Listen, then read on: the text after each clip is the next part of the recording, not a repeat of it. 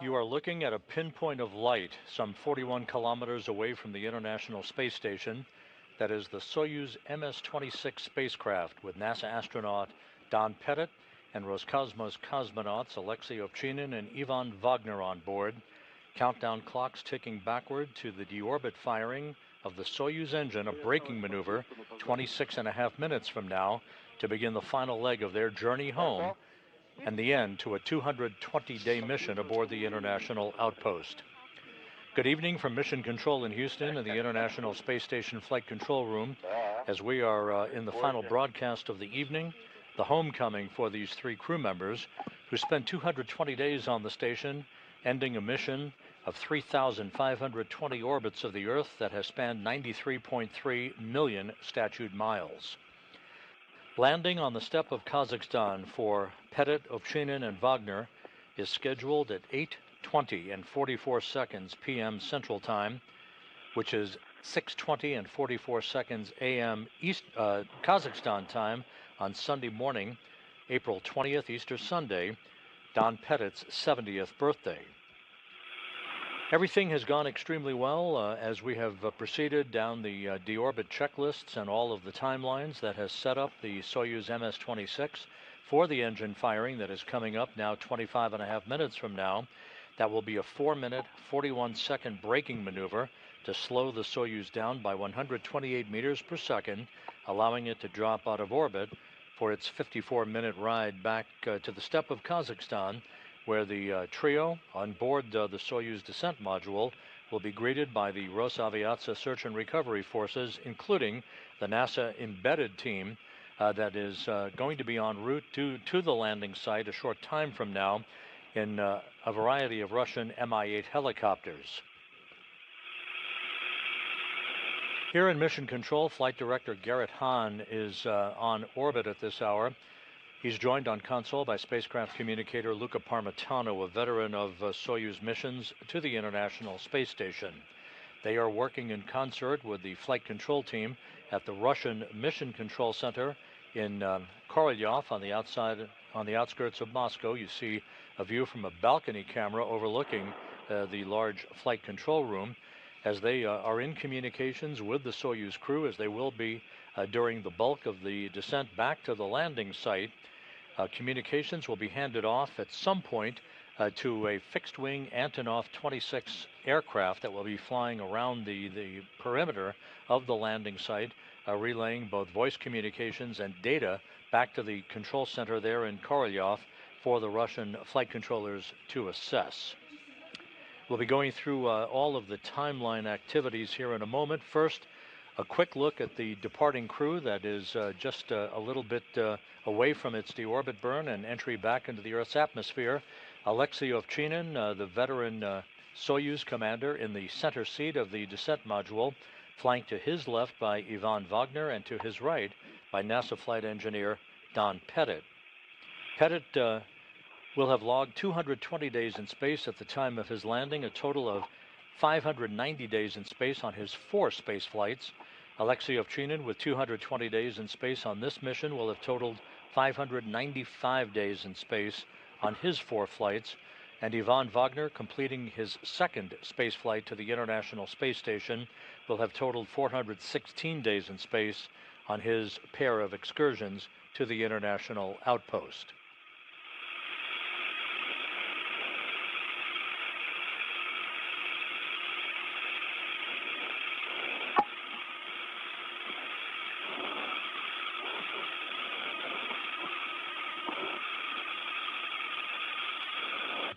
Several hours ago, just before 2 p.m. Central Time, the 3 departing crew members, Ovchinin, Pettit, and Wagner, clad in their blue undergarments, said farewell to the counterparts who are remaining aboard the International Space Station before they closed the hatch, first on the Rosviat module side of the docking interface, and then the Soyuz hatch on the other side of the docking interface to begin a series of leak checks and systems checks that was the precursor to the donning of their Sokol launch and entry suits that they're clad in the descent module of the Soyuz.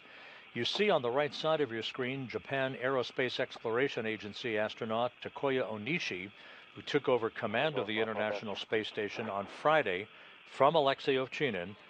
Onishi will remain commander of the station until his return to Earth with the Crew 10 crew later this year.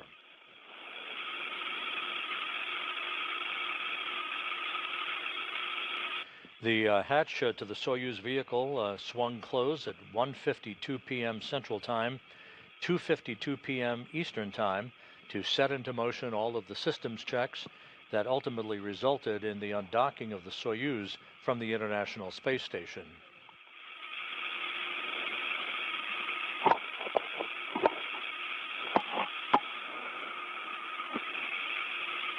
With all of those systems checks having been completed, the hooks to the Soyuz that held it in place to the Rassvet module opened, and at 4:57 and 37 seconds p.m. Central Time, 5:57 and 37 seconds p.m. Eastern Time, the Soyuz pushed away from the Rassvet module, with physical separation occurring as the station and Soyuz flew 260 miles over southern Mongolia. There were a couple of separation burns that increased the velocity for the Soyuz's departure from the vicinity of the International Space Station, putting it now some 41 kilometers away from the station for the deorbit burn that is scheduled to occur just over 20 minutes from now.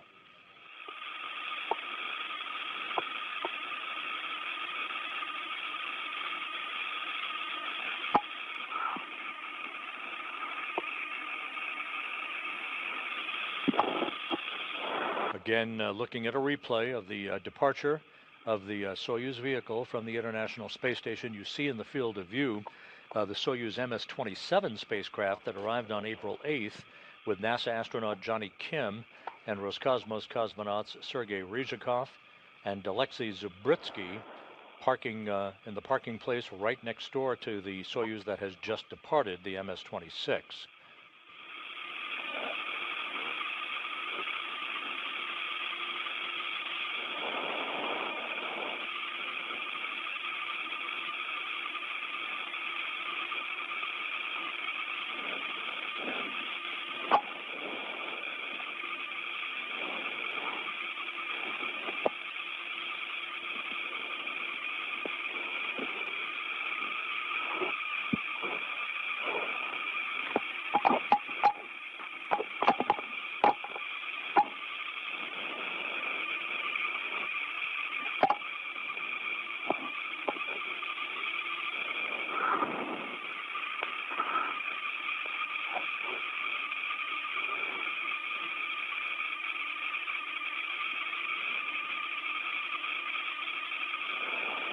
Upcoming in about 18.5 minutes, the deorbit burn, again a 4-minute, 41-second retrograde firing of the Soyuz engine to allow it to drop out of orbit for its descent back into the atmosphere.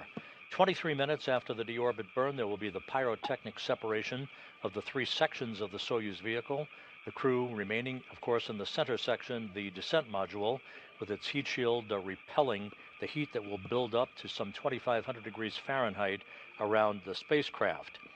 Once the vehicle has entered through the atmosphere, a drogue chute will be deployed and in turn will pull out the main parachute, that large orange and white parachute that you're familiar seeing on our broadcasts of previous Soyuz landings.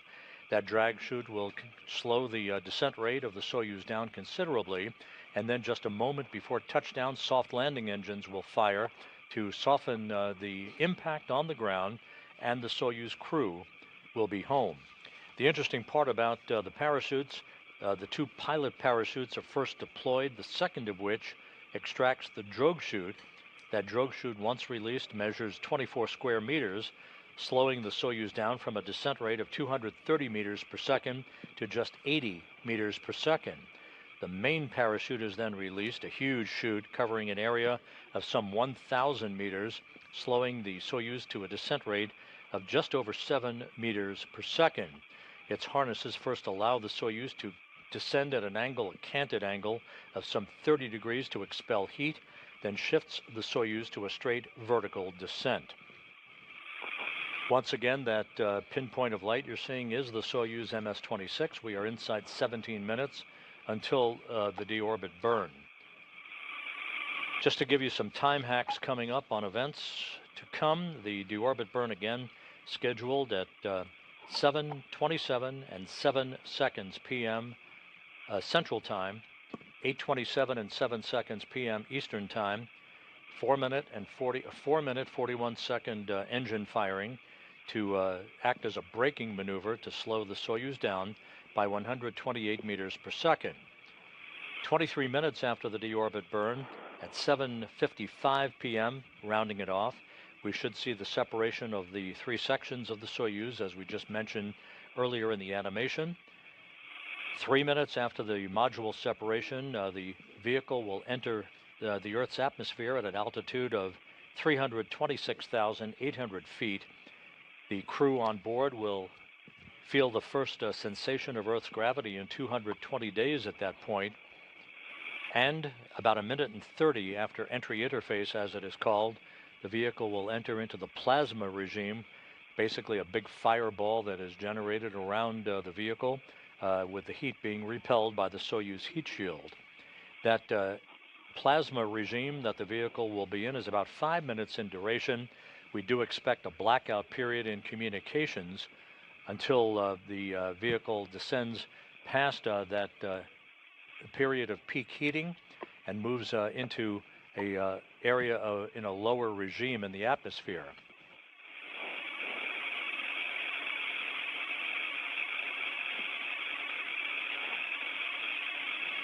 Once the vehicle exits the plasma regime, we should see maximum G loads building up on the crew, some 4 to 5 Gs, at an altitude of 21 miles above the Earth. The command to begin the opening of the chutes that we just described should occur at 8:06 and 28 seconds p.m. Central Time, 9:06 and 28 seconds p.m. Eastern Time. The landing itself is scheduled at 8:20 and 44 seconds p.m. Central, 9:20 and 44 seconds p.m. Eastern Time. That will be 6:20 and 44 seconds a.m. at the landing site in Kazakhstan, some 91 miles to the southeast of the town of Dzhezkazgan. The current coordinates predicted by the ballistics folks at the Russian Mission Control Center call for the landing to occur at 47 degrees 19 minutes north latitude, 69 degrees and 34 minutes east longitude. The landing to occur 56 minutes after sunrise at the landing site. The weather at the landing site is good, some 44 degrees Fahrenheit in temperature, just a few clouds overhead, some partly cloudy skies throughout the course of the overnight hours at the landing site. Hopefully we will have good visibility as the Soyuz descends under its main parachute.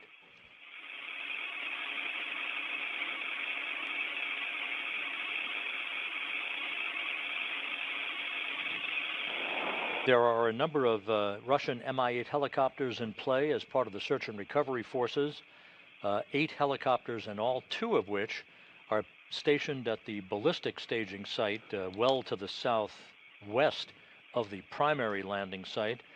Those 2 Russian Mi-8 helicopters are at the Kryani airport near the Baikonur Cosmodrome, the launch site for Soyuz vehicles.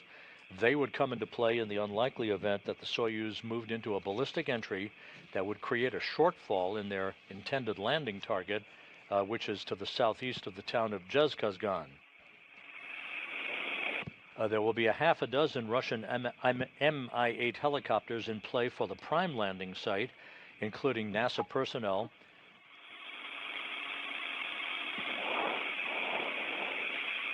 Those personnel took off from Karaganda earlier tonight. They are either en route to the landing site or have landed at the interim staging city of Dzhezkazgan and will be taking off at the time of the deorbit burn, which is about 12.5 minutes from now. Those helicopters will arrive at the landing site in tandem, forming a circular racetrack pattern around the landing site. Communications between Soyuz and a fixed-wing aircraft, the Antonov 26, will be in play to relay data and voice to the Russian Mission Control Flight Control Team in Korolyov outside of Moscow. Once the Soyuz lands, those Russian Mi-8 helicopters will land in rapid fire succession in a sequential fashion so that the recovery process of safing the vehicle and extracting the crew can be accomplished. The crew will be placed in three chairs, if you will, for an opportunity for the three crew members to begin to get their land legs back as they readapt to Earth's gravity before they are carried in those chairs into a nearby inflatable medical tent that will be set up so they can get out of their Sokol launch and entry suits into more comfortable flight clothing. They then will be brought to three separate helicopters to be flown back to the staging city of Karaganda, where a NASA plane is waiting for Don Pettit to return him to the Johnson Space Center. Ovchinin and Wagner will return in a Gagarin Cosmonaut Training Center aircraft to be flown back to their training base and their homes in Star City, Russia, outside of Moscow. 1 minute till IKV inhibit command is going to be issued. Copy, and we confirm.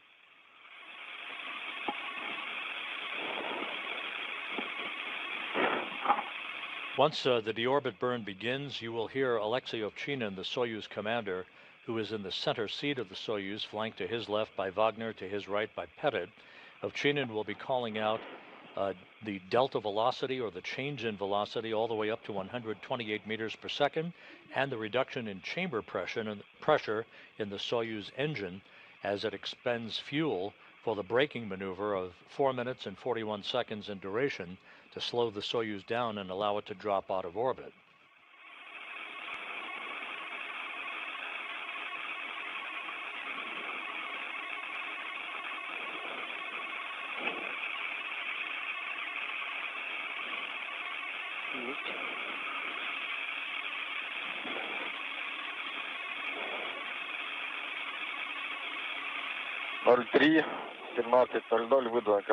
At 03:17:00, we sent IKV inhibit command.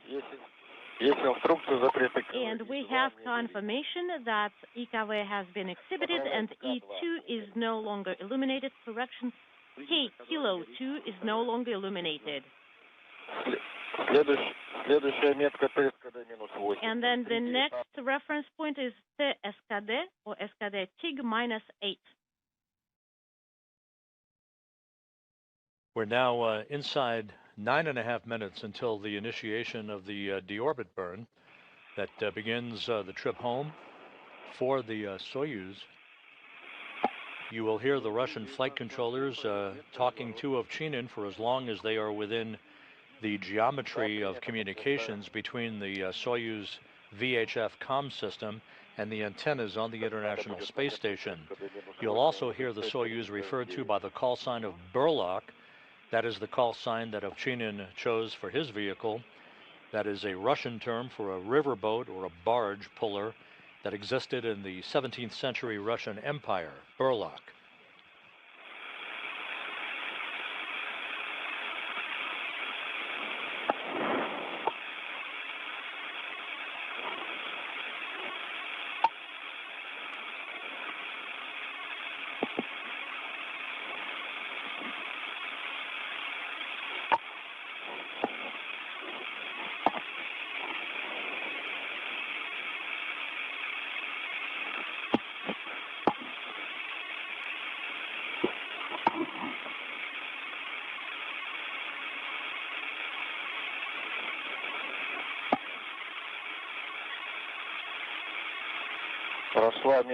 All right. SKD TIG -8 is here. The 3S9 needs to be issued, and we started the maneuver. S9, we don't need it. It's off already.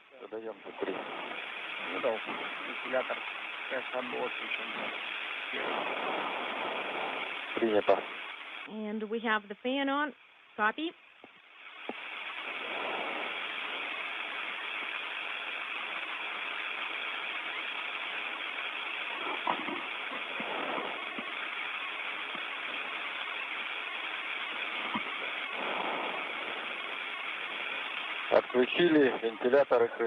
All right, his fans are off, and we're standing by for T-minus 1 minute.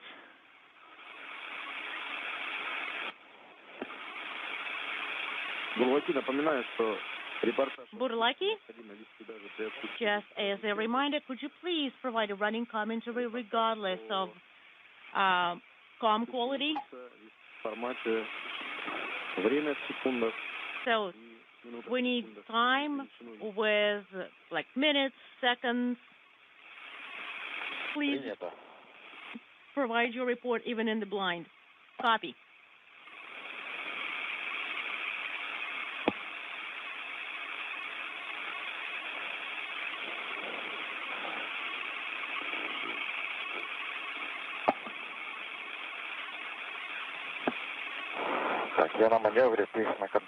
All right, I'm on the maneuver display. Monitoring. Copy.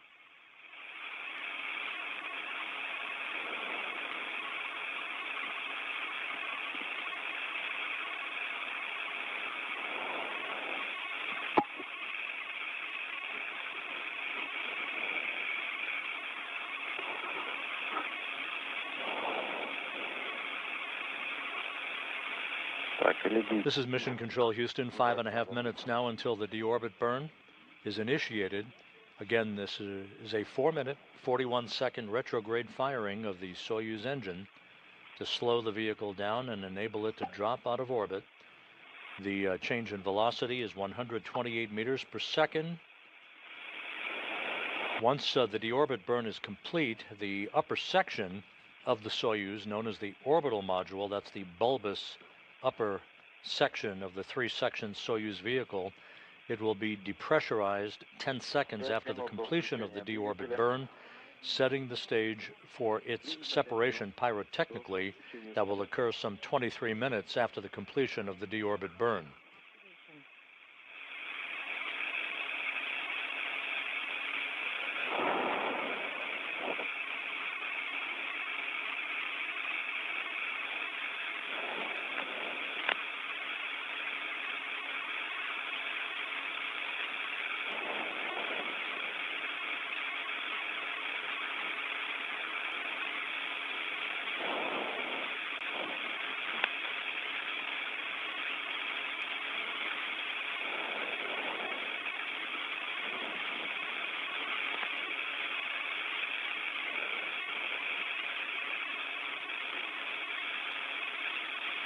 Four minutes now until the start of the deorbit burn. Everything in good shape. Once the deorbit burn is complete, we'll have a few more details about the entry profile for the Soyuz MS-26. The Russian Mi-8 helicopters will be taking off from the interim staging point in Dzhezkazgan right around the time of the deorbit burn. That will time them to arrive in sequence, in sync, with the arrival of the Soyuz under its large main chute. The Russian Mi-8 helicopters will form a welcoming party, if you will, in a racetrack pattern, or flying around the landing site, awaiting the arrival of the Soyuz, and once it touches down, so will the Russian helicopters in quick sequential fashion to begin the process of arriving at the spacecraft to safe the vehicle and extract the crew.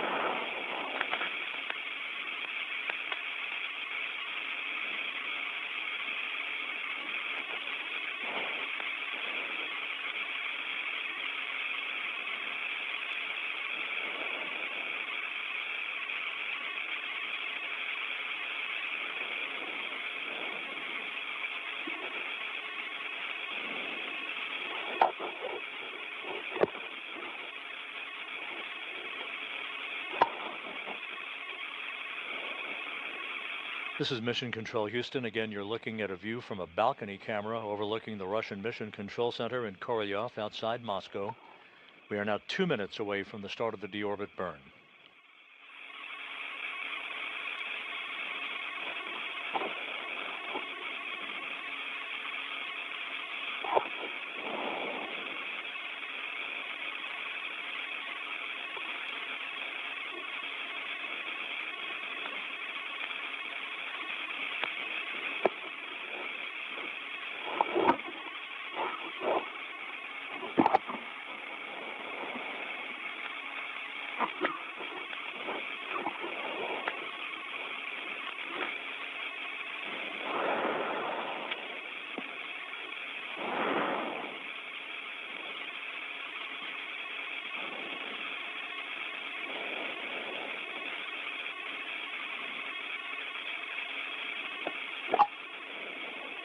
Now approaching 1 minute until the start of the deorbit burn. Again, Pettit, Ovchinin, and Wagner wrapping up 220 days in space and a journey of 93.3 million statute miles. All right, we have views, we have stabilization. Copy.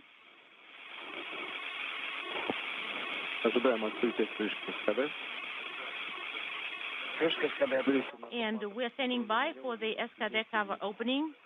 It's opened. The engine cover now confirmed to be open. Activation. 24 seconds until the start of the burn.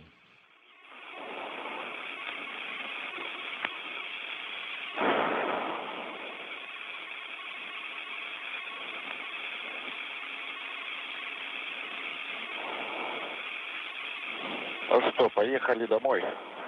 Off we go home. Yep.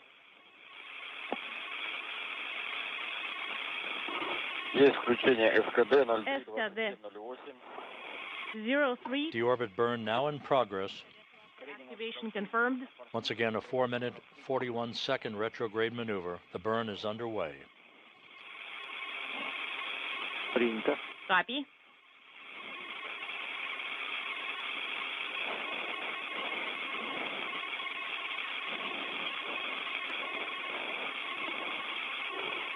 За 30 секунд отработали 13,2. 13.2 meters per second. 0.44 is the delta V within 13 seconds, and delta V parameters are nominal.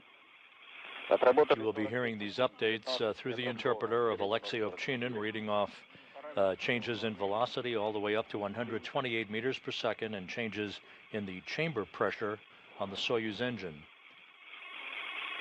Отработали минуту 26,6. 1 minute, 26.6 meters per second.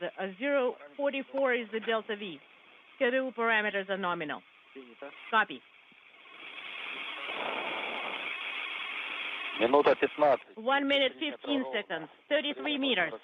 0.44 is the delta V. Copy.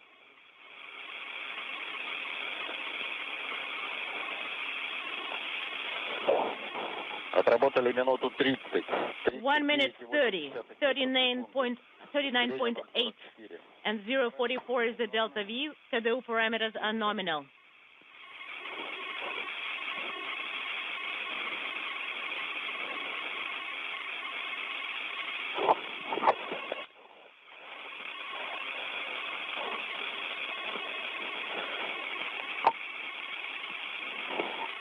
Two minutes into the burn, everything looking good.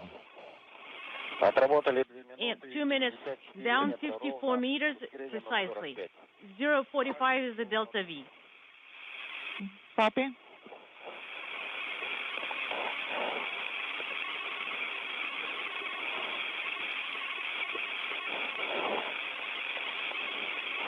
Halfway through the burn, everything looking very good.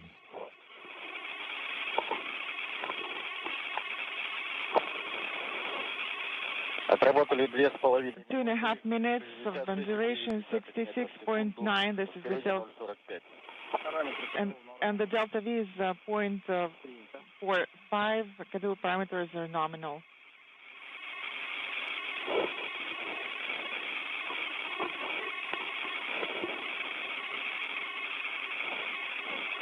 coming up on 3 minutes into the burn. All parameters looking very good. Time tag past 3 minutes, 79.6 meters, 0.45. This is the delta V acceleration, and KO parameters are nominal. Copy.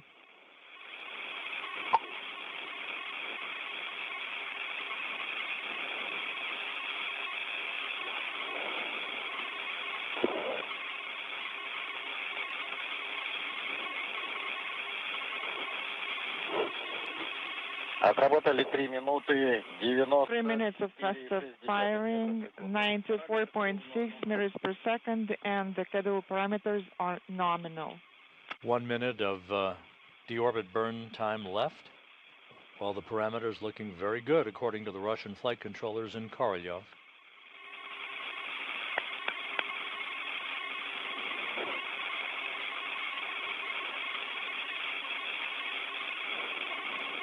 Отработали Firing time 4 minutes. 108,9 метров в секунду. 108.9 meters per second, and KO parameters are nominal. Copy.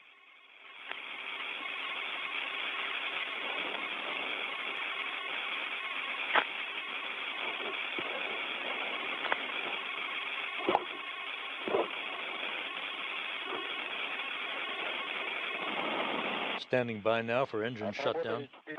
Duration is 4.5 minutes, 1 to 1.1 meters per second, and we are standing by for the main command in 37 seconds. The command has been executed. GK command and thermal sensors are on, activated. The separation is confirmed. Copy. And we have the completion of the deorbit burn with a perfect change in velocity of 128 meters per second. Don Pettit, Alexei Ovchinin, Ivan Wagner on the way home. Confirmed. Switching to the display. Inaudible. Copy.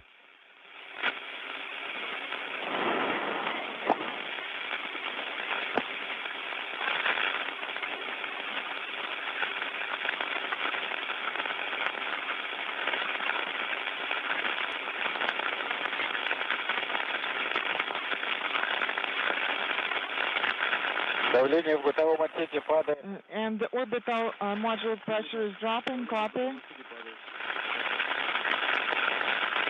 As planned, the orbital module, the upper section of the Soyuz, is being depressurized to vacuum to set the stage for the pyrotechnic separation of the 3 sections of Soyuz 21 minutes and 44 seconds from now. KSS rescue aids ready mode.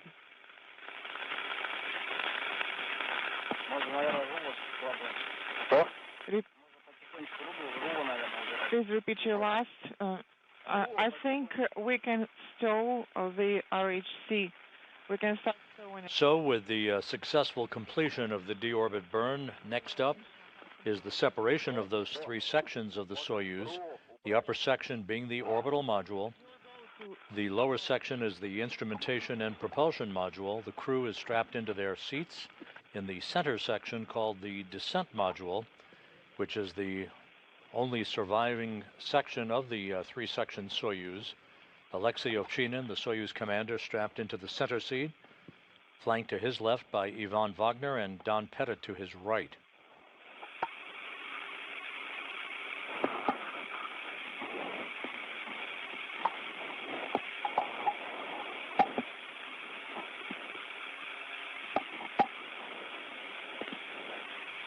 The search and recovery forces, including the NASA team of support personnel, will be arriving in the vicinity of the landing site a short time from now. We're about 46 minutes away from our expected touchdown of Soyuz MS-26 at a point 91 miles to the southeast of the remote village of Dzhezkazgan.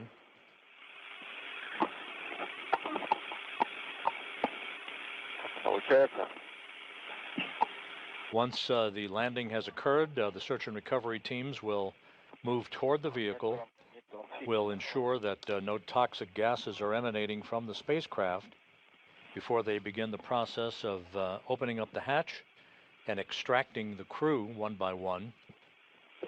The particular order of extraction and the time it takes to extract the crew may be somewhat dependent on whether the vehicle lands upright or on its side. We've seen it both ways.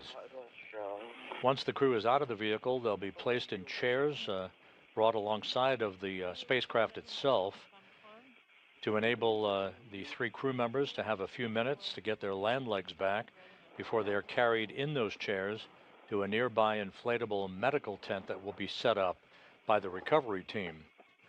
It is there that they'll get out of their Sokol launch and entry suits, move into more comfortable flight clothing, and then be brought to 3 waiting helicopters to be flown some 2 hours and 15 minutes from the landing site to the staging city of Karaganda, where Pettit will board a NASA plane to fly back to Houston, and Ovchinin and Wagner will board a Gagarin Cosmonaut Training Center aircraft to fly back to their homes at the training base in Star City outside of Moscow.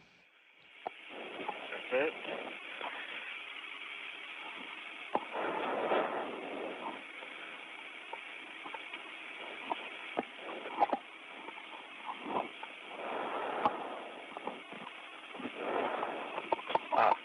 Все хорошо? Все хорошо. Is it good? Are you doing well? Yes, I'm doing really well. Excellent.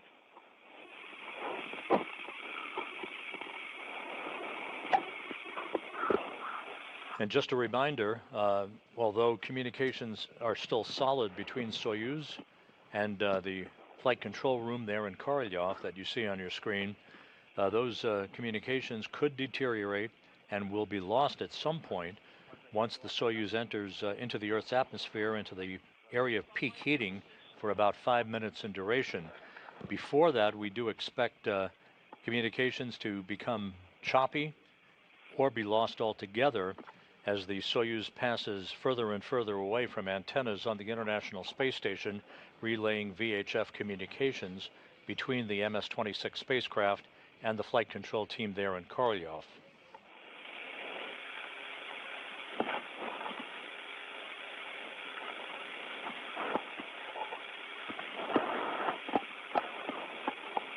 Some 17 minutes now until our expected module separation. Again, a pyrotechnic pre-programmed command that will separate the orbital and instrumentation and propulsion modules from the center section or the descent module in which the 3 crew members are strapped in their seats.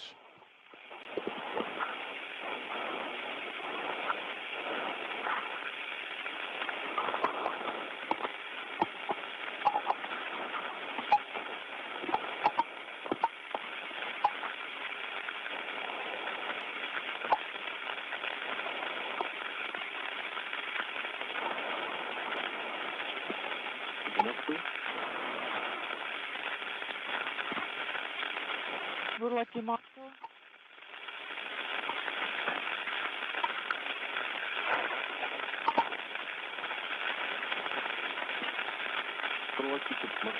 Lucky Moscow.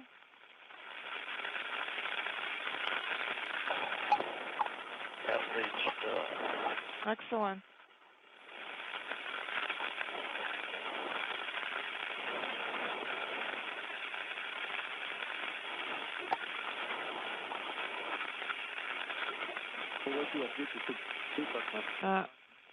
Bulaki, this is Moscow. How do you read me?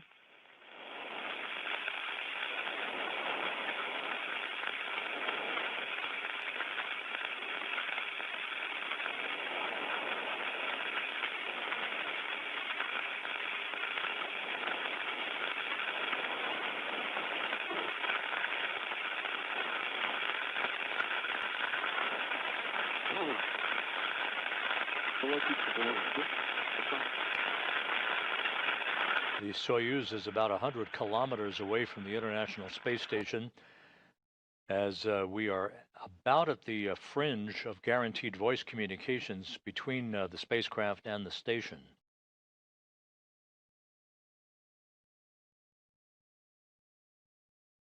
The sequence of events again calling for the separation of the three sections of the Soyuz less than 15 minutes from now.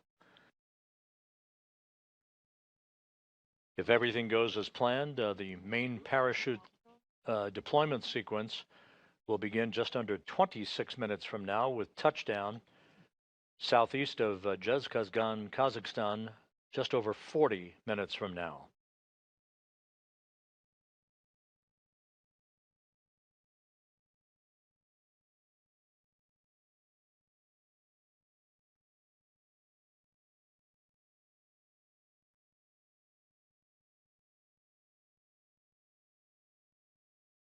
This blackout period is typical and is to be expected.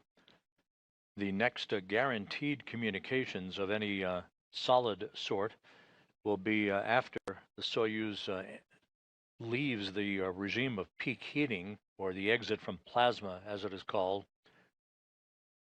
when communications are then relayed between the Soyuz and the Antonov fixed-wing aircraft that serves as a flying relay station, if you will, around the landing site to relay data and voice back to the Russian flight control team there in Korolyov. There could be bits and pieces of choppy communications between now and then, so we'll be standing by for further updates as we approach the 13-minute mark until the module separation command is given for the pyrotechnic separation of the three sections of the Soyuz MS-25. Burlaki, Moscow, how do you read me?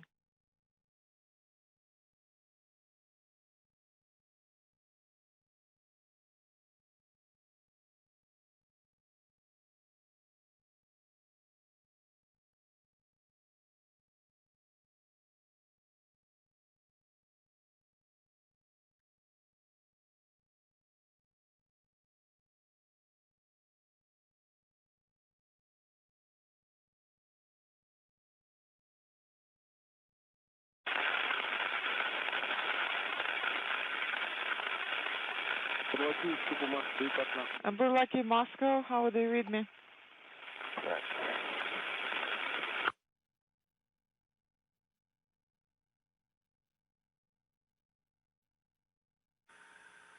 Burlaki, как принимаете землю?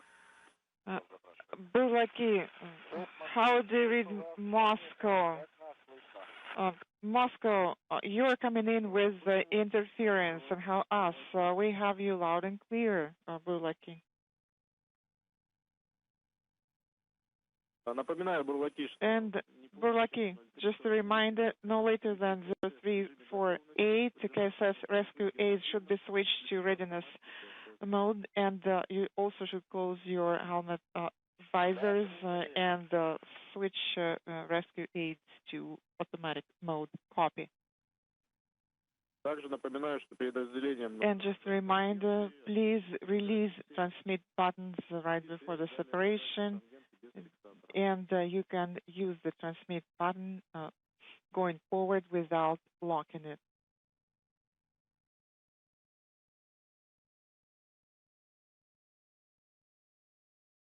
How copy, Burlaki?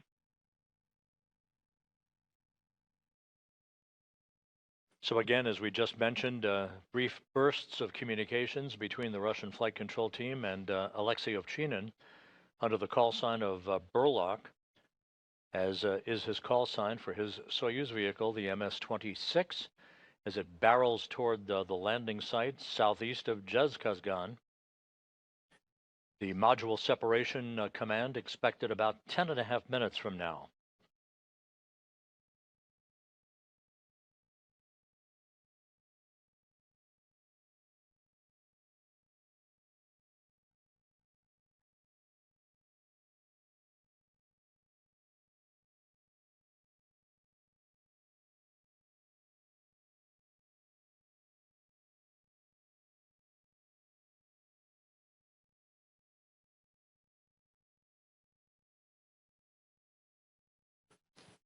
This crew, extremely experienced, coming home after 220 days in space. Don Pettit will have logged 590 days in space on his 4 space flights. Alexei Ovchinin, 595 days on his 4 flights, and Ivan Wagner, 416 days in space on his 2 missions to the International Space Station. The 7 crew members, now comprising Expedition 73, are into a sleep period. Aboard the complex from left to right, Kirill Peskov, Johnny Kim, Nicole Ayers, Sergei Ryzhikov, Anne McLean, Alexei Zabritsky, and the new station commander, Takoya Onishi, of the Japan Aerospace Exploration Agency. McLean and Ayers earlier in the day on Saturday were busy in the Quest airlock of the International Space Station, continuing preparations for a spacewalk that they have planned on May 1st. We will be providing a briefing to preview that spacewalk this coming Thursday at 2 p.m. Eastern Time.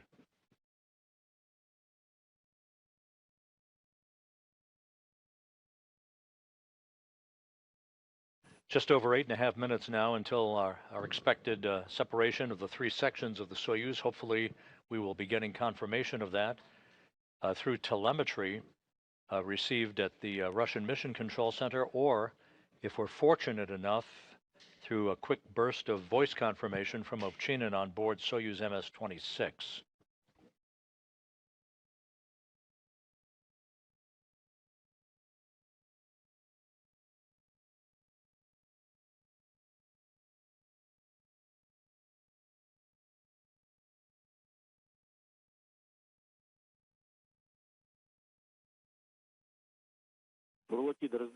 Burlaki, 8 minutes remaining to separation.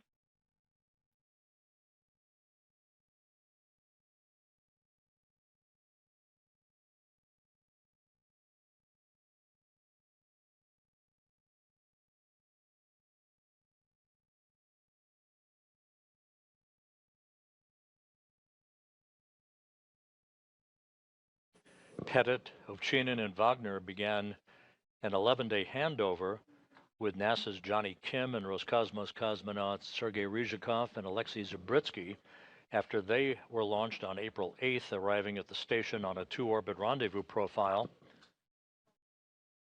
This is very typical and maintains a continuous human presence aboard the International Space Station that will approach a quarter-century, 25-year milestone on November 2nd of this year.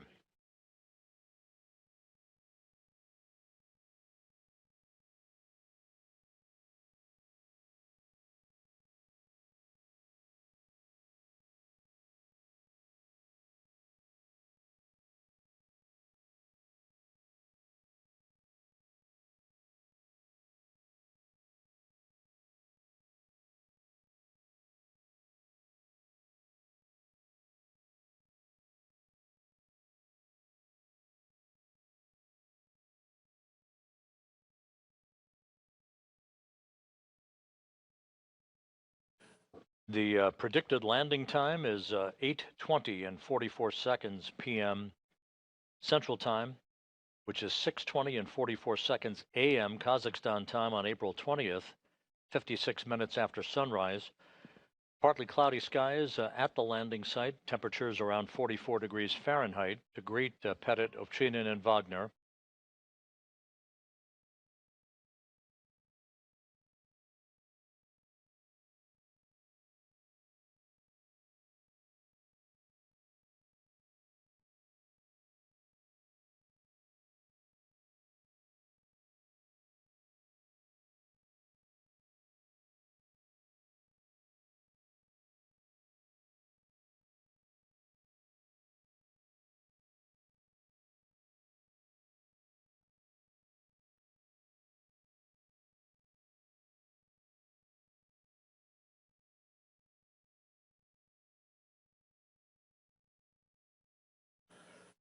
Coming up on 5 minutes until module separation.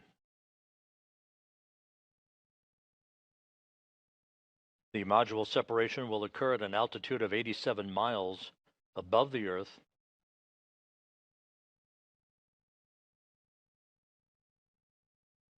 3 minutes after module separation, we should move into the upper reaches of the Earth's atmosphere at 326,800 feet, where G-forces will begin building up on the 3 crew members who have been devoid of gravity for the past 220 days.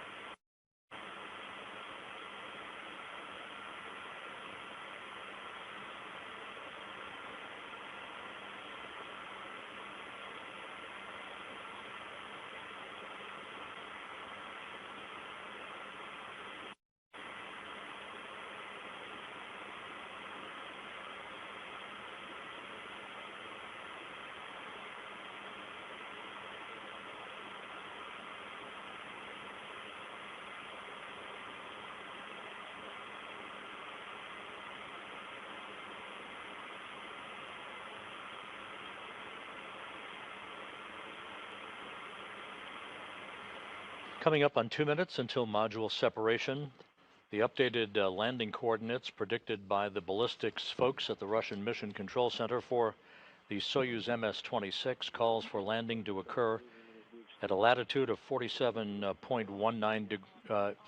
degrees 19 minutes north, 69 degrees 33 minutes east longitude. Visually monitor separation. The Russian Mi-8 helicopters and the Antonov fixed-wing aircraft are just about in position in a racetrack pattern around the landing site as they await the sight of the Soyuz MS-25 under its chutes. Module separation now a minute and a half away.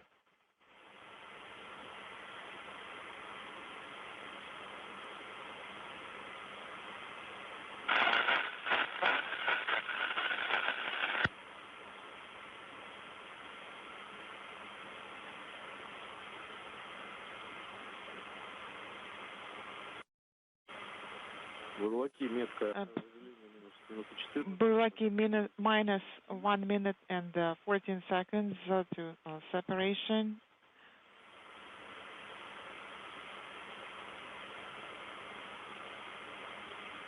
Be ready to turn on BIOS power.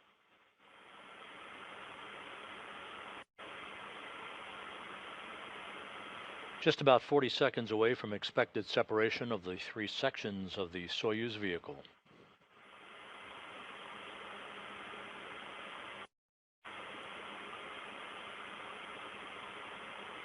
Burlaki, minus 30 seconds to separation. Please prepare for separation.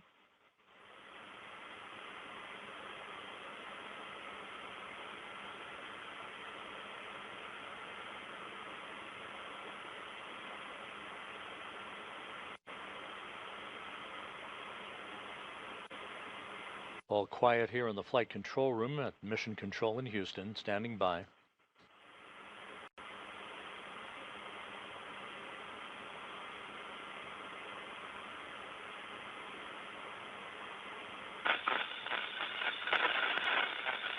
And the data that has been received in the Russian Mission Control Center confirms a good module separation.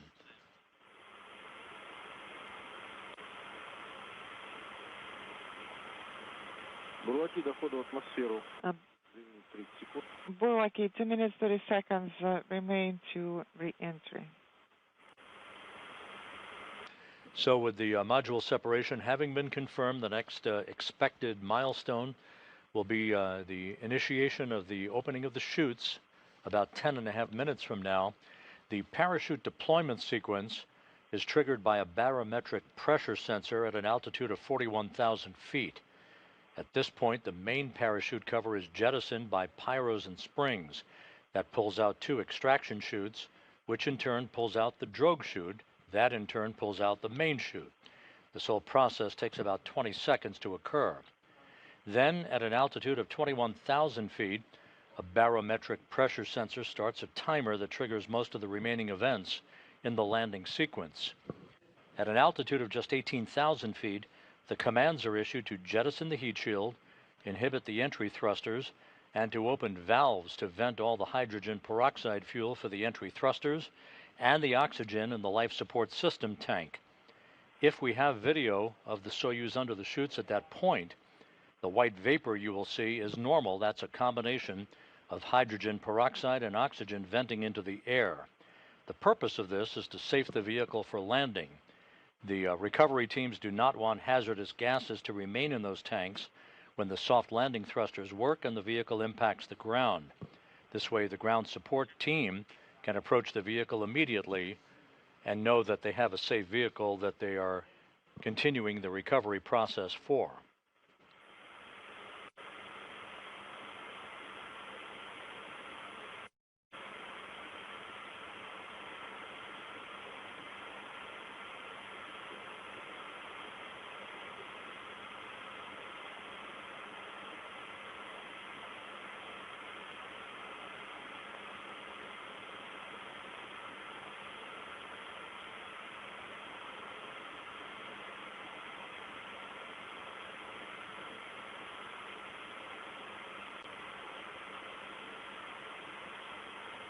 The Soyuz MS-25 should have begun its entry into the Earth's atmosphere at an altitude of about 326,800 feet.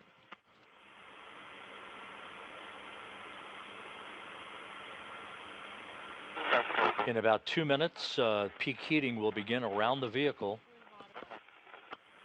at an altitude of some 50 miles above the Earth. Temperatures around the Soyuz expected to build to some 2,500 degrees Fahrenheit.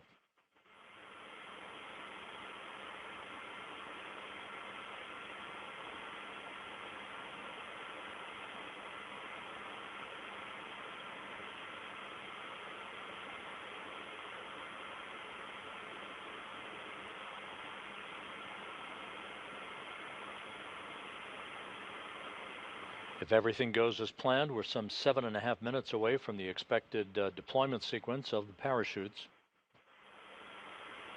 Touchdown less than 22 minutes from now.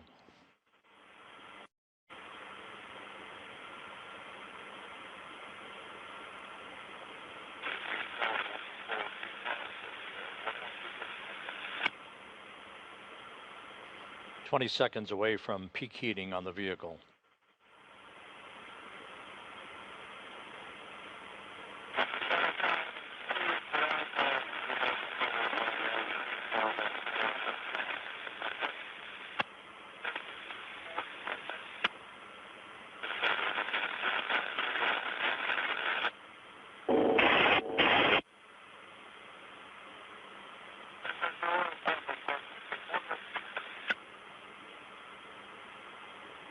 The crew is unintelligible.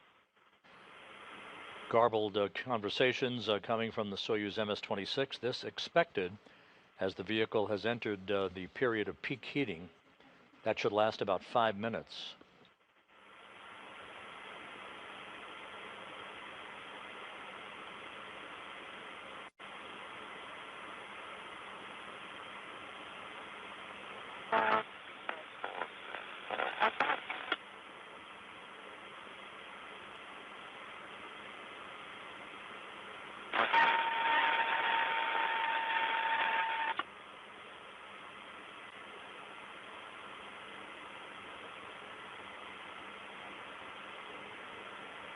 Inside 6 minutes until the expected deployment of the Soyuz chutes, 20 minutes until touchdown.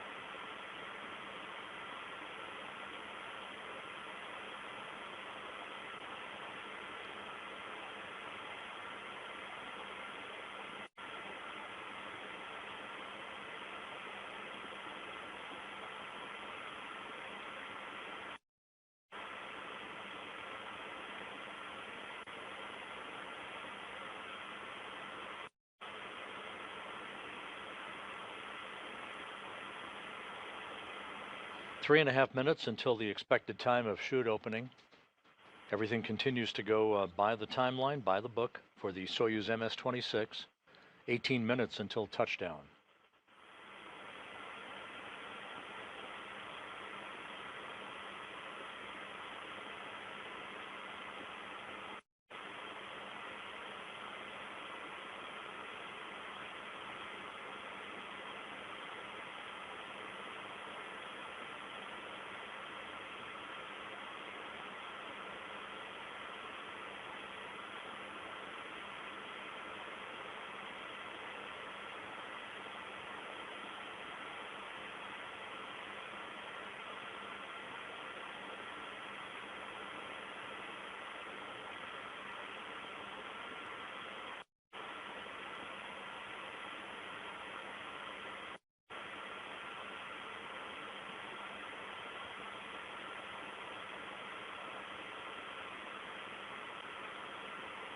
This is Mission Control Houston, continuing to await the resumption of communications between the Soyuz MS-26 and the flight control team in Korolyov. What you are likely to hear once we come out of this blackout period is the beep, beep, beep of a radio beacon.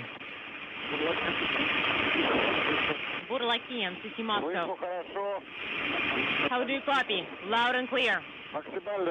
Max G is 4.26. It's dropping. And atmospheric miss was 6 seconds. And T reentry 03, 59.27. And the integral is plus 16. Everything is fine on board, and the crew is feeling good. Right on the money. Alexei Ovchinin reporting that they have emerged from the peak heating period. We are standing by for the deployment of parachutes about a minute and a half from now. And as I just mentioned, you're hearing that radio beacon that is sending out location data to the Antonov fixed-wing aircraft that is flying around the vicinity of the landing site southeast of the town of Dzhezkazgan. Index. All right, the index at the lower bottom integer is plus 16, discrete number minus 0102. Copy. Да, подтверждаю. Affirmative.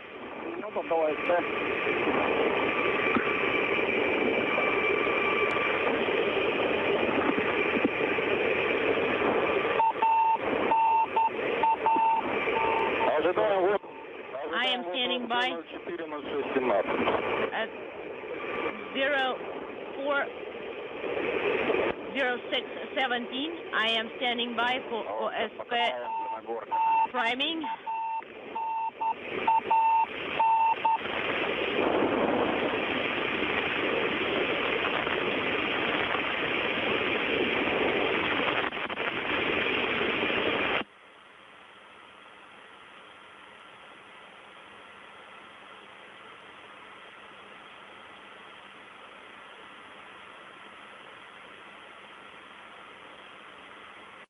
We should be at the point where the parachute deployment sequence should have begun.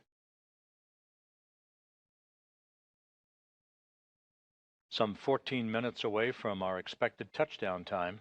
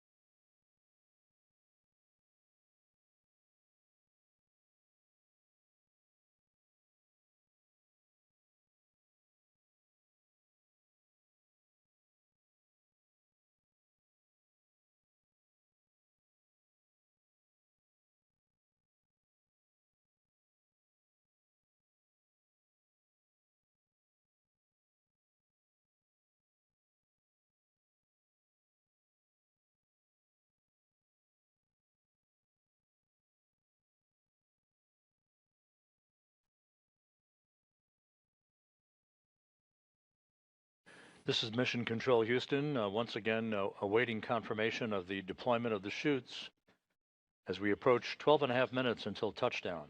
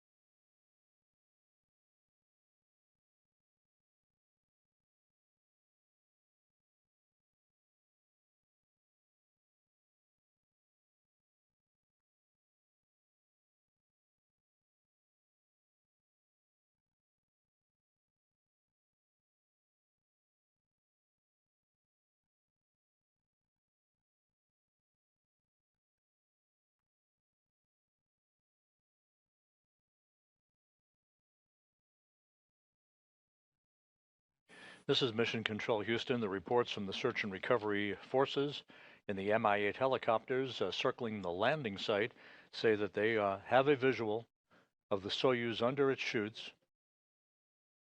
This shot of Russian Mi-8 helicopters circling the landing site as we await the descent and a view of the Soyuz under those chutes, but we do have confirmation that the Soyuz main chute has been deployed, so everything continues to proceed in a nominal fashion as we are about 10 minutes and 50 seconds away from touchdown.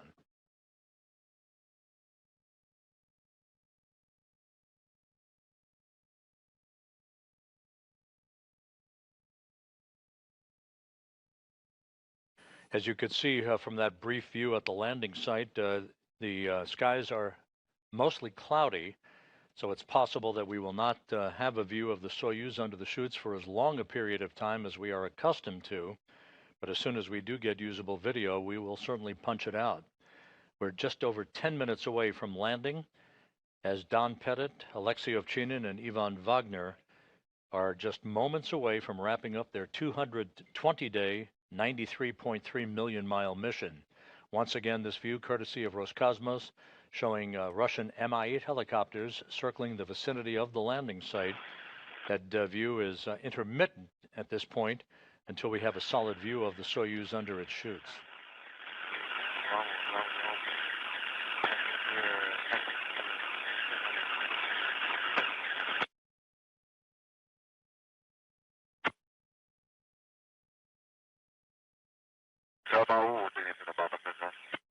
The crew is unintelligible. 9.5 minutes until touchdown, everything continuing to go well. Again, we have confirmation through the search and recovery forces and the Russian Mi-8 helicopters. They have a visual on the Soyuz under its chute as we approach the 9-minute mark until touchdown.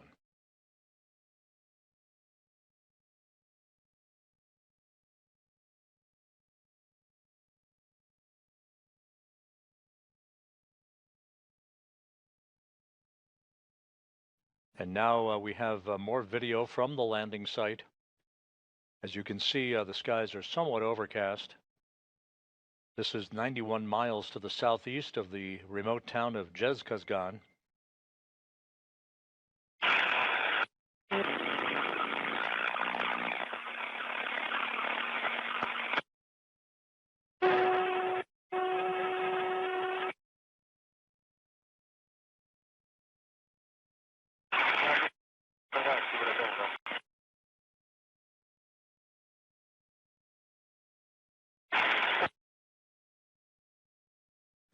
With somewhat overcast skies at the landing site, the temperature is about 44 degrees Fahrenheit. So the search and recovery forces are in that racetrack pattern around the landing site, awaiting the touchdown of Soyuz some 8 minutes from now.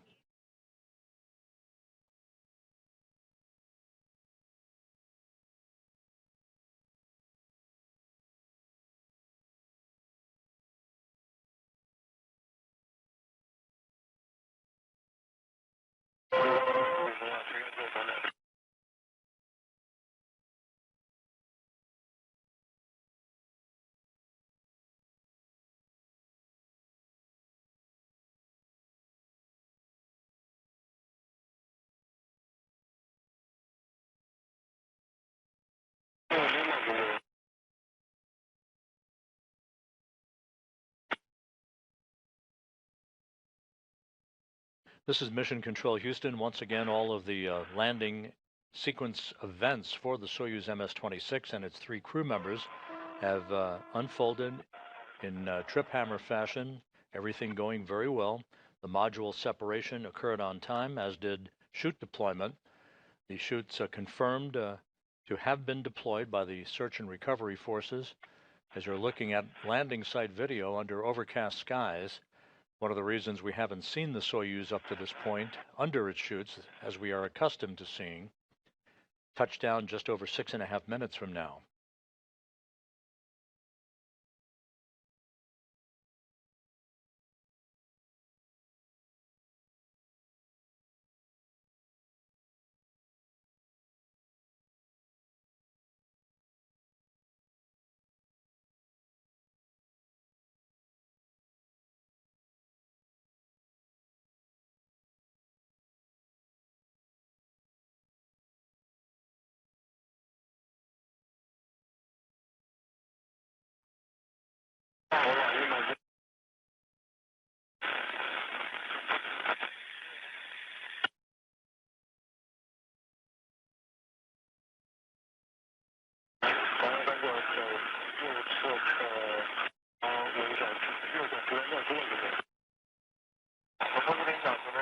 All right, the altitude is 700. The helicopters are en route, and everything's nominal.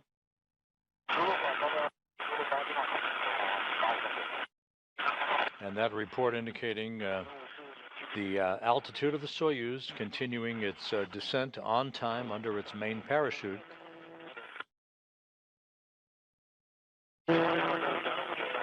Some 3,700 meters off the ground, 5 minutes until touchdown.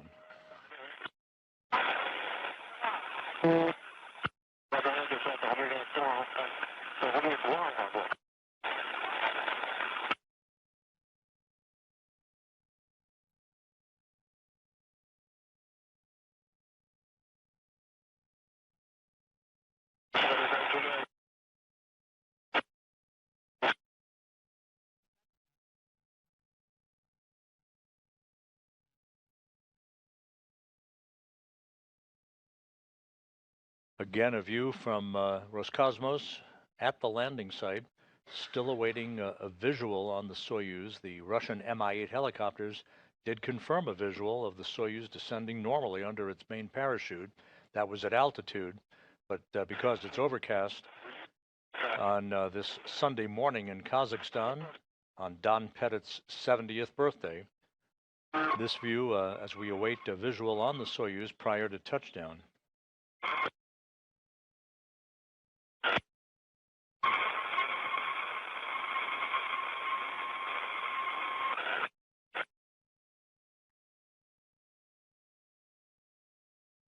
Four minutes until touchdown.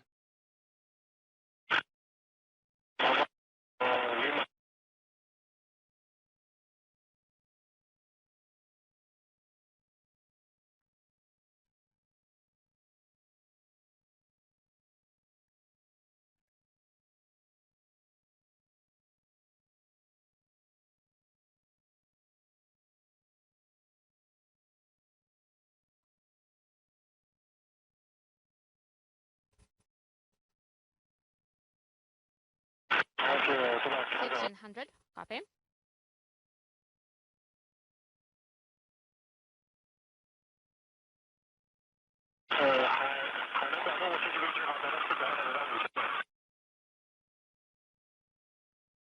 Once again, this is a live view about 1 hour after sunrise at the landing site in Kazakhstan on a Sunday morning. We'll let them know. Sure will. You can see Russian Mi-8 helicopters in the vicinity of the landing zone. We're still awaiting a visual on the Soyuz. Burlak 1, our data says the altitude is 1,400, 1,400. 1,400 meters above the ground, according to the ballistic team at the Russian Mission Control Center. We're feeling great. The crew reports it's feeling great. Alexei Ovchinin, Don Pettit, and Ivan Wagner just minutes away from landing on terra firma. 1,000 meters the altitude. Copy 1,000. Our data says 1,100. 1,100 meters off the deck. Mine shows 2,000. 900 meters. 900 meters. I continue.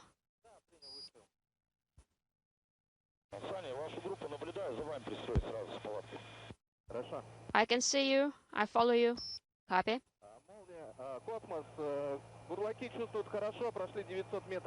The Burlaks are feeling great, and they've just passed the milestone of 900. About a minute and a half until touchdown. The Soyuz descending through 900 meters. 600. Copy.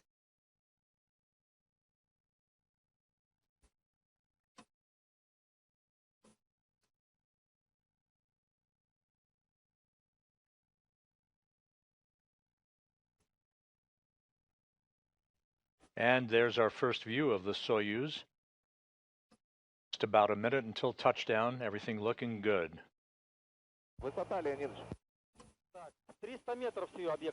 300 meters right now. 300 meters. There's a Russian Mi-8 helicopter. Well. That will be one of the first helos to land after the Soyuz touches down.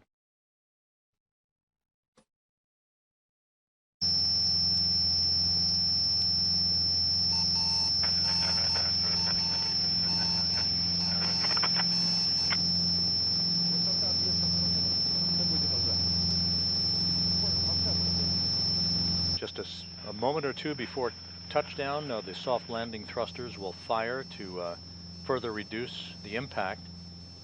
Standing by for touchdown. And touchdown. Soyuz MS-25 is home at 8:20 p.m. Central Time, 6:20 a.m. Kazakhstan time on Sunday morning. Don Pettit ends his 7-month mission on his 70th birthday.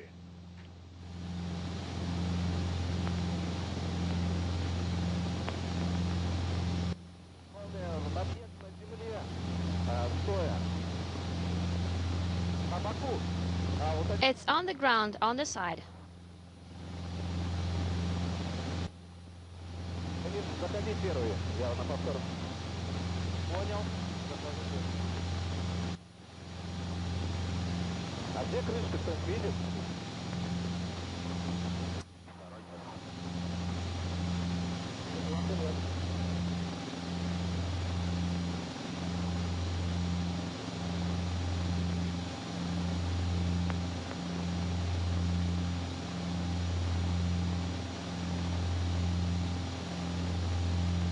This is Mission Control Houston. The Russian Mi-8 helicopters that you see flying over the landing site of the Soyuz will now begin to land in a rapid fire sequential fashion.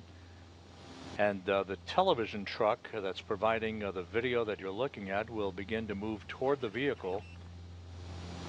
So we will lose video for a short period of time until that truck has repositioned itself near the Soyuz capsule.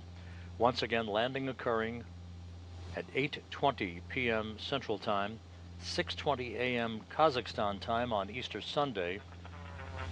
Pettit, Ovchinin, and Wagner are back on Earth after 220 days in space and a mission of 93.3 million statute miles.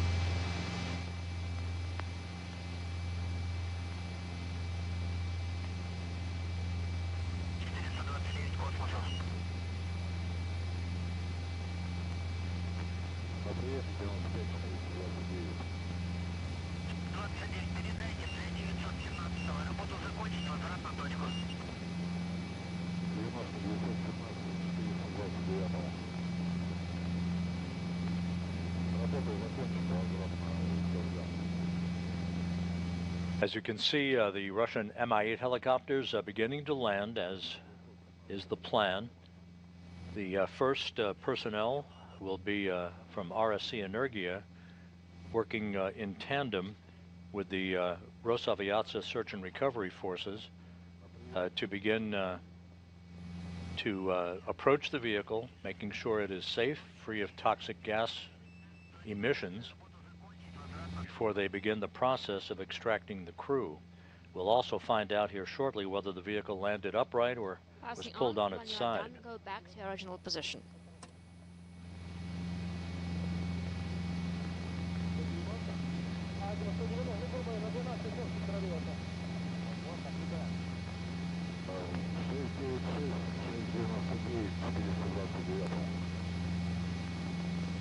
So the record books now reflect that Don Pettit having accrued 590 days in space on 4 space flights. Alexei Ovchinin 595 days in space, and Ivan Wagner 416 days.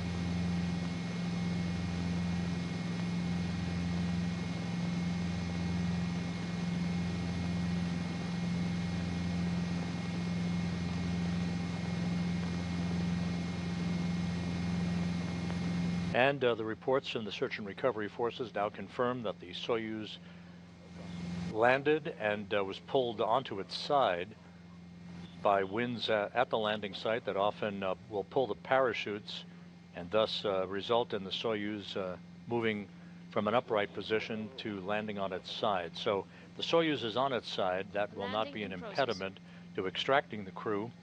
It's just a different technique that will be used out of a different hatch to remove the 3 crew members. Космос 04764, 25 минута взлет на Dzhezkazgan. Надо заправку.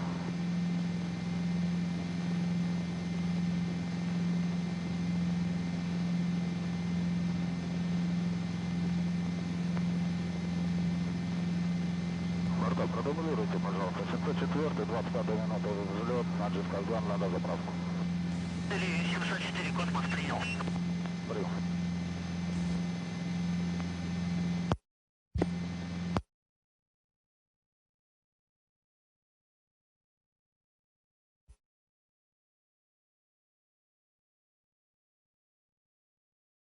Выключился. Первый выключил.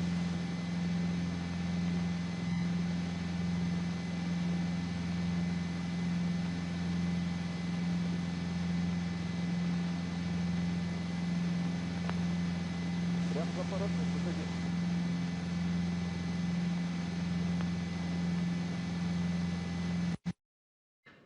This is Mission Control Houston. Once again, you're looking at the front screen at the Russian Mission Control Center in Korolyov outside Moscow, and the graphic on their center screen with the words, Есть посадка, they've landed, as they did at 8:20 p.m. Central Time, 9:20 p.m. Eastern Time, 6:20 a.m. Kazakhstan time on Sunday morning on Don Pettit's 70th birthday.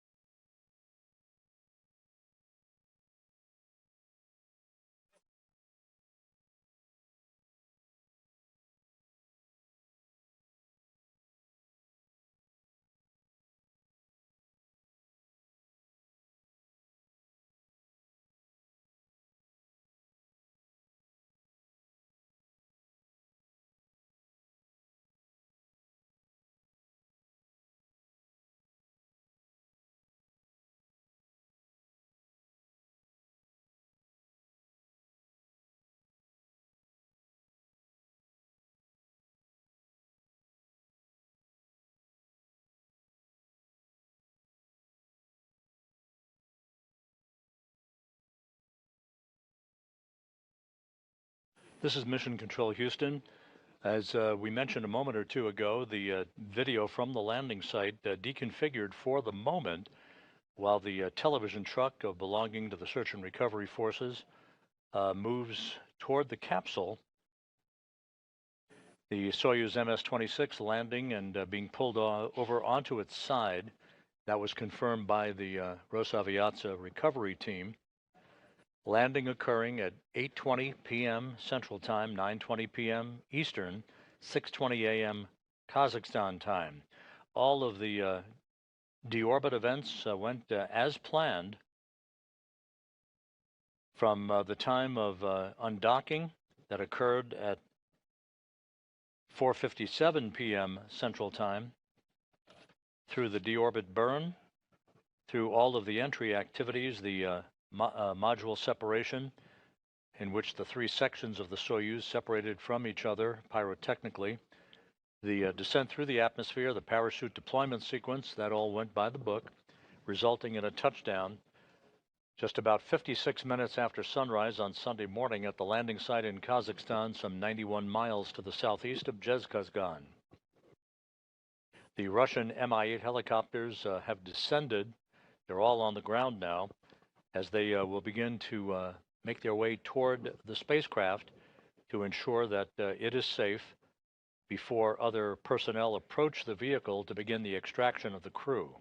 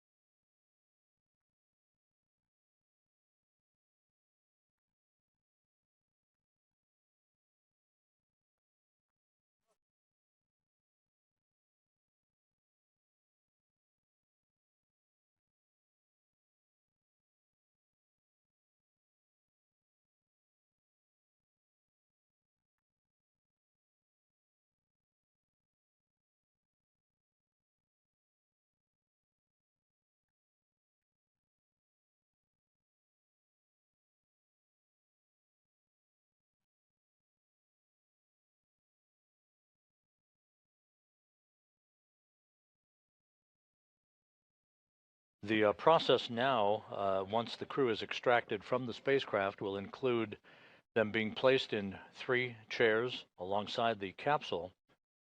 They'll have a few moments to begin to reacquire their equilibrium following 220 days of weightlessness.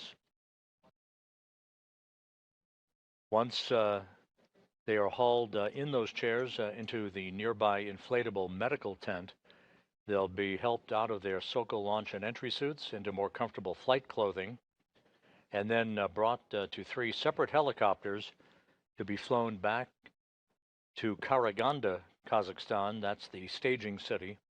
That's about a 2-hour, 15-minute helo ride. Once they touch down at the Karaganda airport, Don Pettit will make his way towards the NASA plane that's awaiting on the tarmac. They'll be flown back to the Johnson Space Center in Houston with other NASA personnel. Alexei Ovchinin and Ivan Wagner will board a Gagarin Cosmonaut Training Center aircraft to be flown back to Star City, Russia, which is their training base and where they have residence.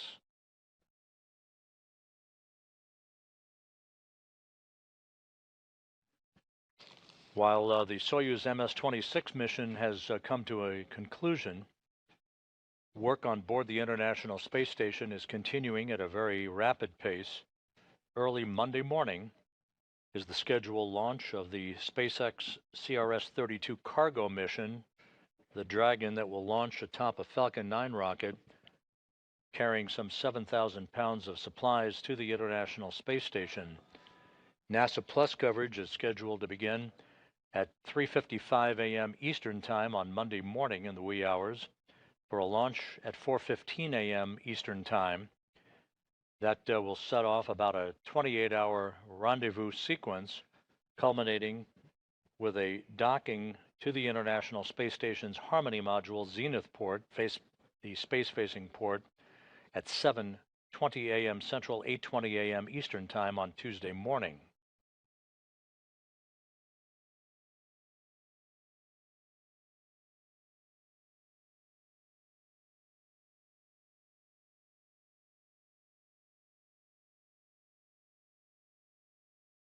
Once again, a view from the field in Kazakhstan of the Russian Mi-8 helicopters that have landed in a circular pattern around the Soyuz MS-26 spacecraft.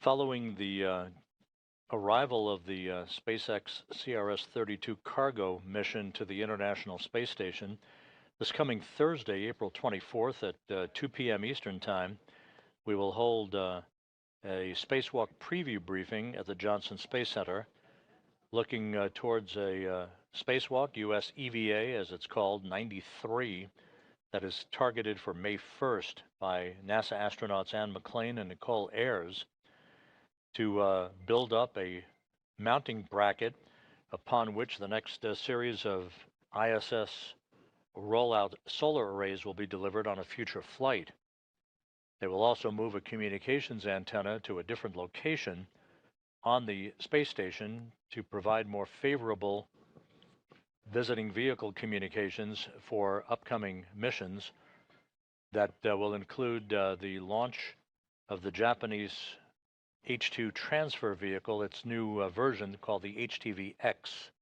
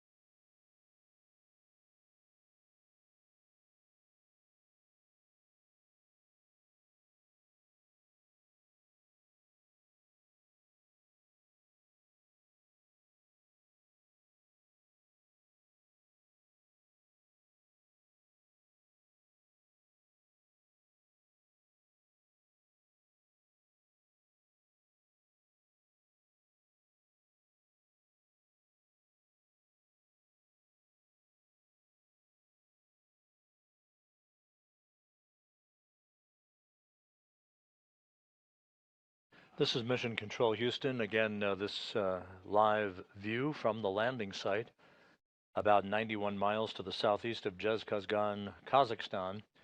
You can see on the right side of your screen, amidst the Russian Mi-8 helicopters that have all landed now in the vicinity of the Soyuz MS-25 spacecraft, you see that orange structure there. That's the inflatable medical tent that the crew will be brought into. And now we're getting video of the landing site. There's Alexei Ovchinin, the Soyuz commander, who has been brought out of the vehicle, first out. 595 days in space on his 4 missions.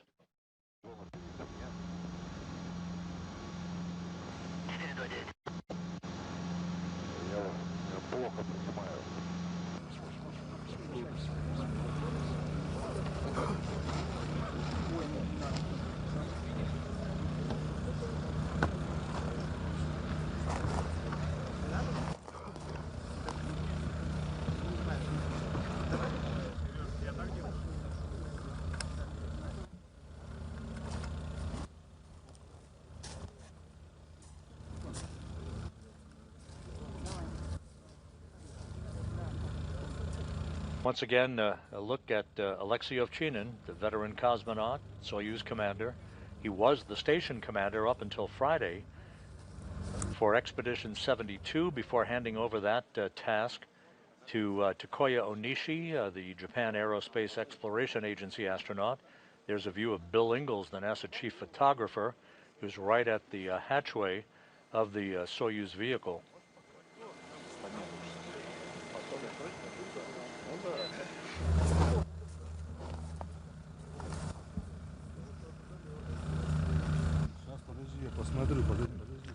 Stand by and let me take a look.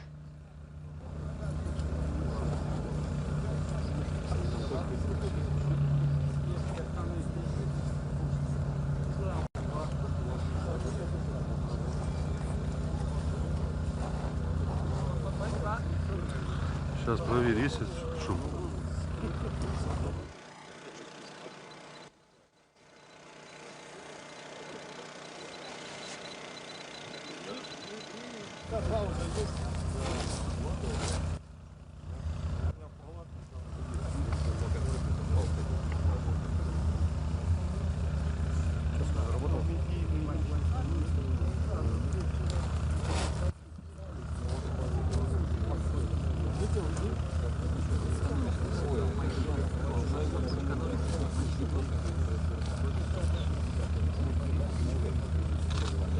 As the search and recovery teams work to extract the other 2 crew members, a good view of Alexei Ovchinin, the Soyuz commander.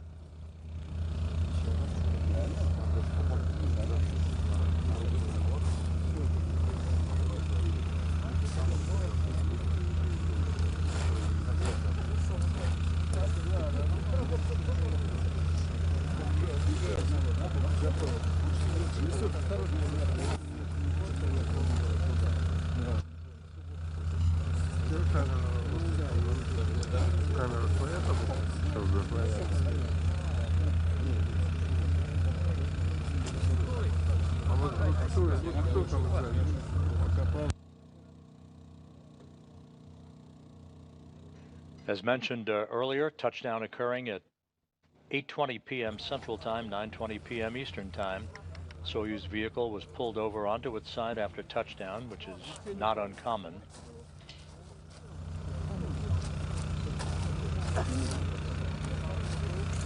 Чуть-чуть ближе удочку. Slightly closer, please. Наверное, золотое.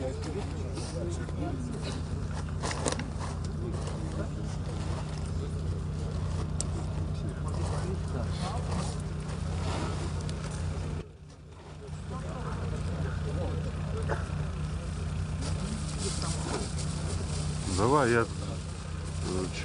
On Easter Sunday in Kazakhstan, Alexei Ovchinin peeling a hard-boiled egg. Вторая в эфире. And Don Pettit now being extracted. Right.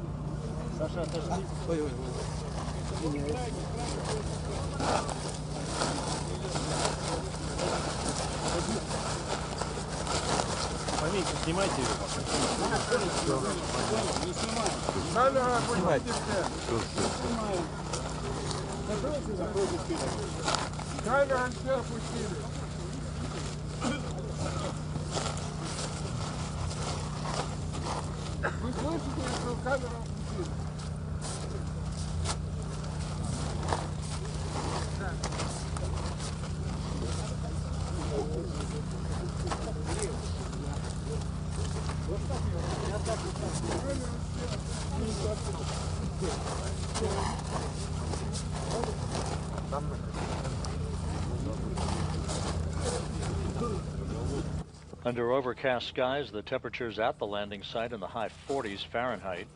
Alexei Ovchinin eating a hard-boiled egg presented to him by the search and recovery forces.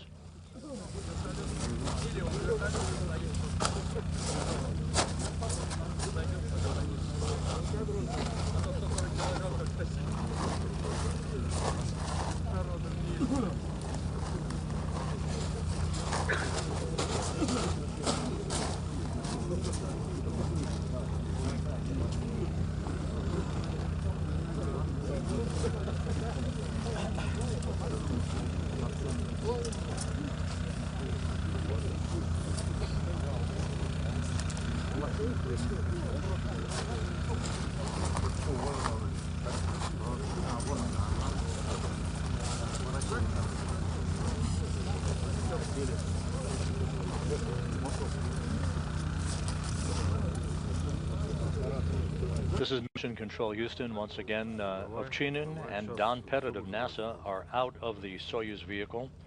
Ivan Wagner is the last that is in the process of being extracted.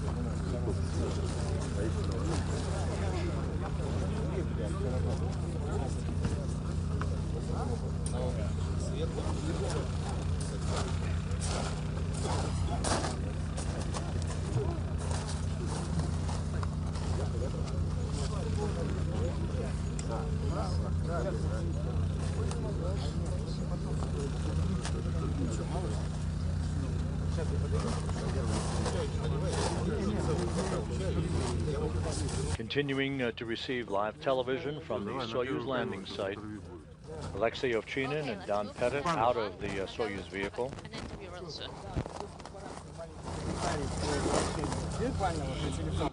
Ivan Wagner in the process of being extracted.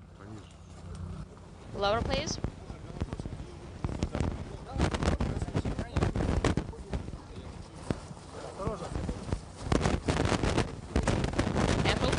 And Ivan Wagner now out, being placed in his chair. All three crew members out of the Soyuz.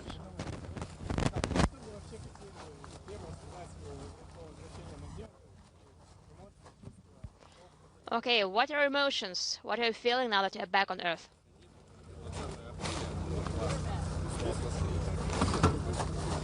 It's Easter, the 20th of April, inaudible.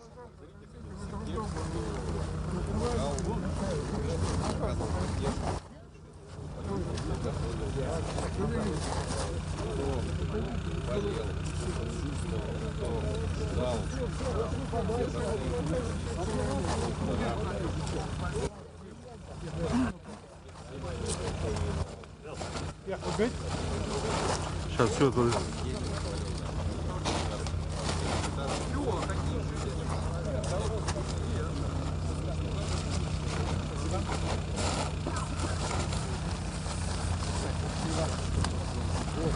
Давай. Отойди в сторону, Move to the side, please. Все, назад. And back.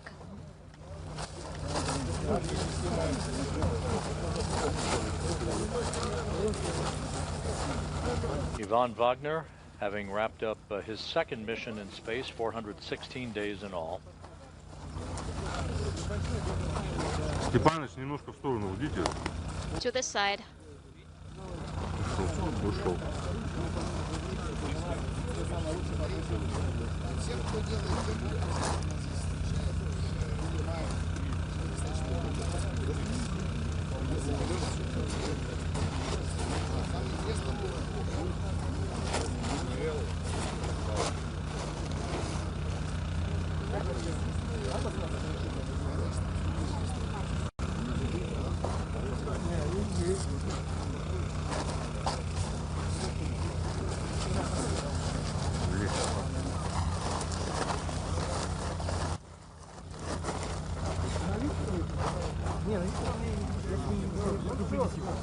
Его увезли уже, унесли. Его уже унесли, да. He's out of here. Да. Его сказали не снимать. He's been taken care of.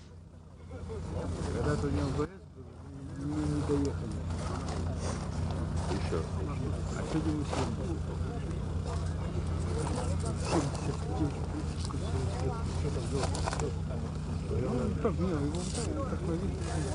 This is Mission Control Houston. The video again coming to you from the landing site in Kazakhstan, some 91 miles to the southeast of Dzhezkazgan. A bullseye landing for the Soyuz MS-25 on Easter Sunday, Don Pettit's 70th birthday, bringing to an end Pettit, Ovchinin, and Wagner's 220-day mission aboard the International Space Station. All of the entry and landing events occurred on time and on schedule, with touchdown occurring at 8:20 p.m. Central Time, 6:20 a.m. Kazakhstan time on Sunday morning, about 56 minutes after sunrise.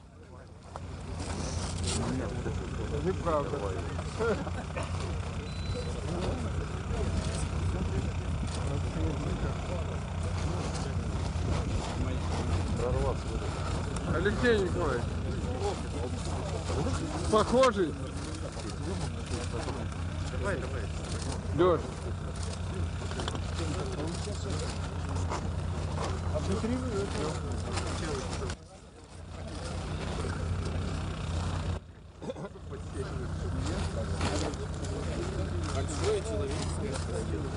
Thank you so very much. The crew displaying nesting or matryoshka dolls. This is typical of all Soyuz landings, gifts to the crew members from the search and recovery teams.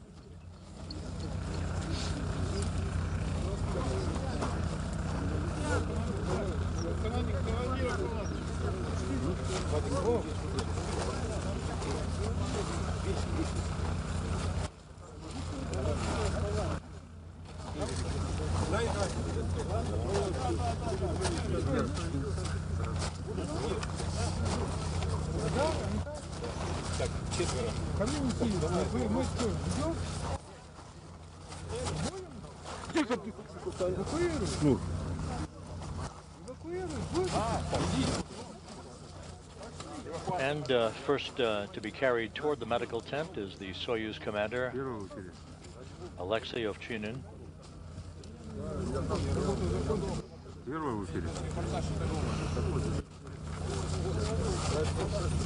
Once inside the medical tent, the three crew members will be helped out of their Sokol launch and entry suits. They'll move into more comfortable flight clothing and will subsequently board helicopters to be flown back to the staging city of Karaganda, Kazakhstan.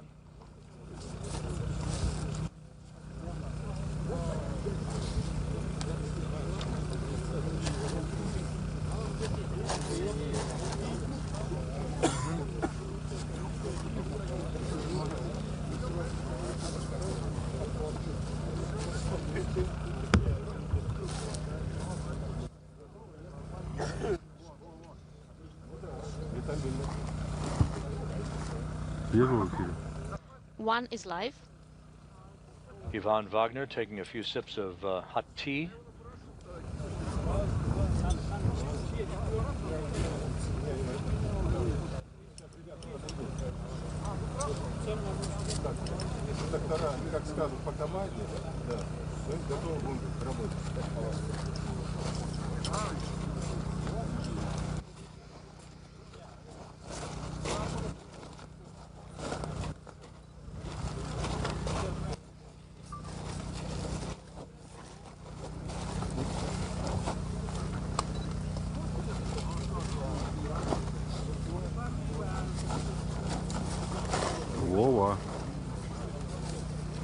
Кто сейчас будет сопровождать?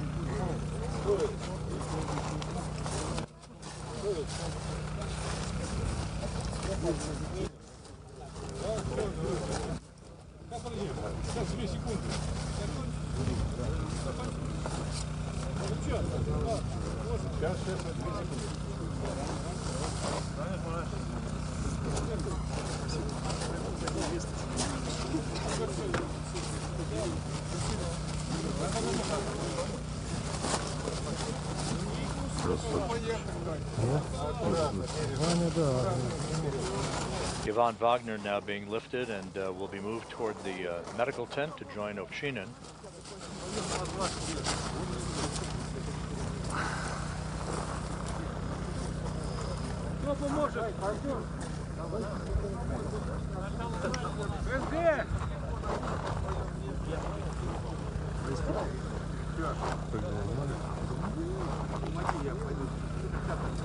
Мы же не американцы. Ну да. Сейчас. Что, убираете вы это? Да, конечно. Все это даже. Wrapping up? Oh, yeah.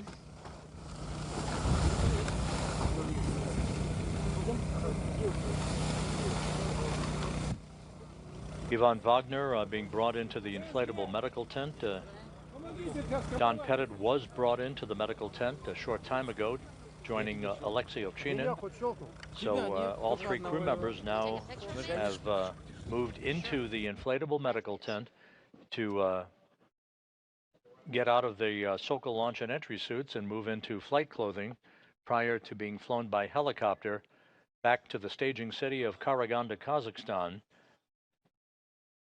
Once in Karaganda, Pettit will board a NASA plane to be flown back to Houston, while Ovchinin and Wagner are flown on a Gagarin Cosmonaut Training Center aircraft to Star City, Russia, their training base and home outside of Moscow.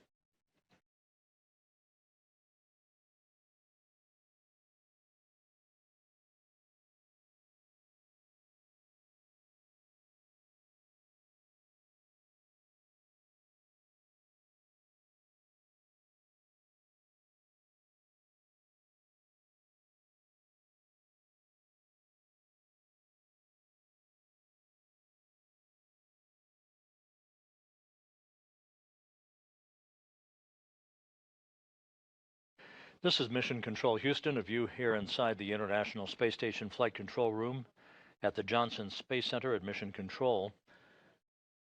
The mission of Soyuz MS-25 has come to an end with the on-time successful landing of Don Pettit, Alexei Ovchinin, and Ivan Wagner, all three crew members extracted from Soyuz, all three crew members inside the medical tent at the landing site, landing occurring at 8:20 p.m. Central Time, 6:20 a.m. Kazakhstan time on Sunday morning, wrapping up a 220-day mission that spanned 93.3 million statute miles. With the three crew members out of Soyuz and in the medical tent, they'll be flown back by helicopter a short time from now to the staging city of Karaganda, Kazakhstan, where they will split up. Don Pettit moving into a NASA plane to be flown back to Houston, while Ovchinin and Wagner are flown back to their training base in the Gagarin Cosmonaut Training Center aircraft to Star City, Russia. So that will wrap up our coverage for today. All of the events from hatch closure to undocking to the deorbit burn, all of the entry events having concluded successfully, bringing home Pettit, Ovchinin, and Wagner, and bringing to an end their 220-day mission in space and aboard the International Space Station. So with that, we will now look forward to the next activity on the station, that being the launch in the wee hours Monday morning of the SpaceX CRS-32 cargo craft atop a Falcon 9 rocket, scheduled for launch at 4:15 a.m. Eastern Time on Monday morning. NASA Plus coverage to begin at 3:55 a.m. Eastern Time. That will begin about a 28-hour rendezvous toward the station, with docking scheduled on Tuesday, April 22nd, with our rendezvous and docking coverage to begin at 6:45 a.m. Eastern Time